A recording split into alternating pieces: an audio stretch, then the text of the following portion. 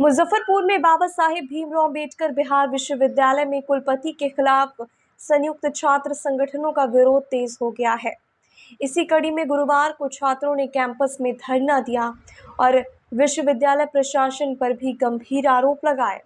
छात्र नेताओं ने कहा कि पीजी एडमिशन टेस्ट 2023-24 में पेपर लीक हुआ था, लेकिन दोषी पदाधिकारियों पर अब तक कोई भी कार्रवाई नहीं हुई है। उन्होंने चेतावनी दी कि अगर सरकार और प्रशासन कार्रवाई नहीं करते तो चरणबद्ध तरीके से आंदोलन किया जाएगा। छात्रों ने आरोप लगाया कि SC, ST और महिला अभ्यर्थियों से स्नातकोत्तर स्तर तक शुल्क नहीं लेने का प्रावधान है। बिहार सरकार का संकल्प संख्या 1457 24 जुलाई 2015 और पटना हाईकोर्ट का आदेश 11 दिसंबर 2020 CWJC 815/2020 इस पर स्पष्ट हो। इसके बावजूद विश्वविद्यालय और इससे जुड़े कॉलेज लगातार फीस वसूल रहे हैं।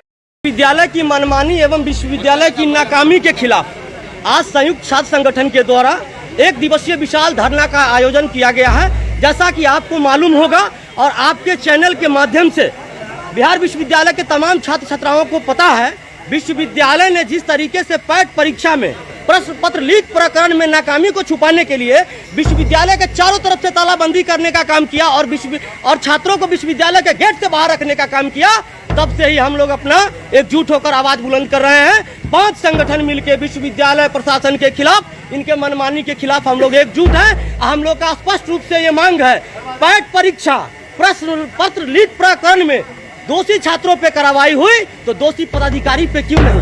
क्या सिर्फ दोषी छात्र ही हैं? जिस सेंटर से प्रश्न पत्र लीक हुआ वहाँ के CS दोषी नहीं है? जो यहाँ नोडल पदाधिकारी हैं क्या वो दोषी नहीं है? जिस रूम से, जिस एग्जामिनेशन हॉल रूम से प्रश्न पत्र बाहर गया, क्या उस रूम में गार्डिंग करने वाले कोई कर्मचारी दोषी नहीं है? दोषी सिर्फ छात्र ही हैं। इस विश्वविद्यालय के इन लोगों ने इतिहास बना के रख दिया है। जब भी कोई मामला होता है तो सिर्फ दोषी छात्र पे ही ये लोग अपना दोस्त मर के अपना पल्ला झाड़ते हैं, जो इस बार हम लोगों होने नहीं देंगे। हम लोगों ने संकल्प लिया है। विश्वविद्यालय में जो भ्रष्टाचार है चरम पे है। एक्सेल ICT एक कंपनी है जो 2021 में मगध विश्वविद्यालय में ब्लैक लिस्टेड हो गया। लगभग 3 साल के बाद हमारे यहाँ के कुलपति माननीय दिनेश चंद्र राय ने लगभग 5.5 करोड़ रुपया बिना फाइनेंस कमेटी से पास कराए हुए उसका पेमेंट हो गया।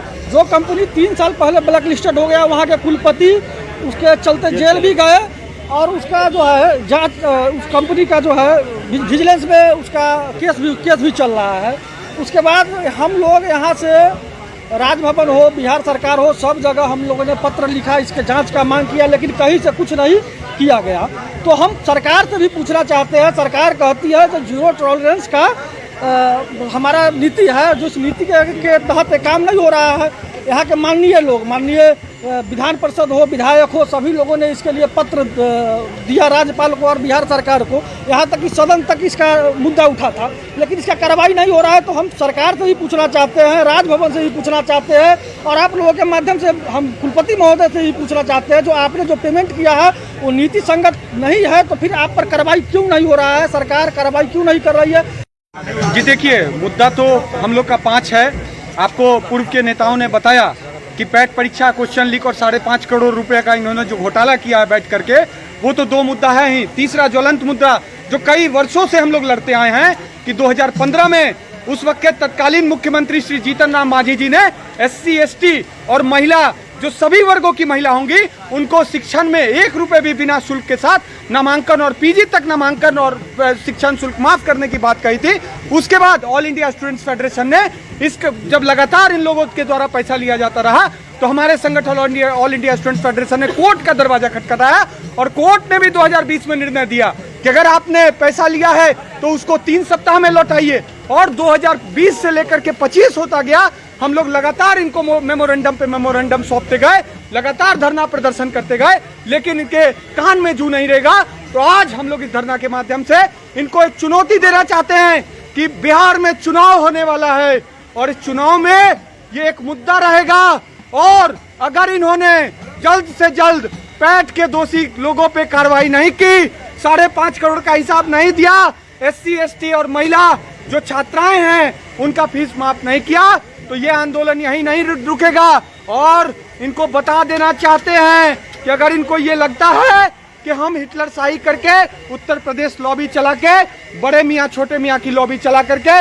विश्वविद्यालय को तबाह कर पाएंगे, तो ये इस मुगालते में न रहें।